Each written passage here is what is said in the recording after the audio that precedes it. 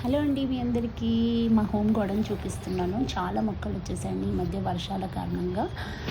చిన్న చిన్న మామిడి చెట్టు కూడా పెంచుతుంది మా మమ్మీ ఆ కుండీల్లోనే.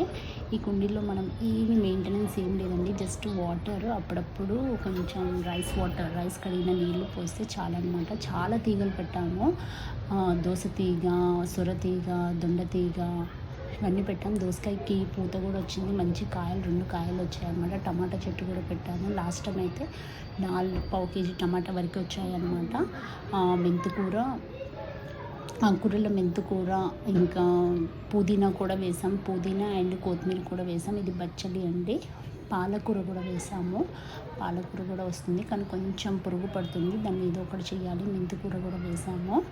చాలా బాగా వస్తున్నాయి అన్నమాట. వర్షాల కారణంగా చాలా మరీ ఎక్కువ మెయింటైన్ చేయక్కర్లేదు, బట్ మినిమం మెయింటెనెన్స్ ఉంటే చాలన్నమాట.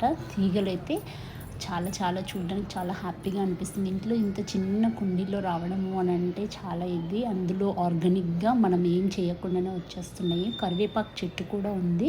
ఇప్పుడు మీకు దోసకాయలు చూపిస్తాను. దోసకాయలు వచ్చేసాయి చూడండి. ఈరోజు తెంపేస్తున్నాం అన్నమాట. 2 దోసకాయలు వచ్చాయి. ఈ చిన్న పాట్లో ఇంత చిన్న తీగకి 2 దోసకాయలు వచ్చాయి. ఎలాంటి మెయింటెనెన్స్ ఎక్కువ చేయకుండానే వాటర్ తోటి, బియ్యం కడిగిన నీళ్ళతోటే వచ్చాయన్నమాట. మీరు కూడా చేయండి. Thank you.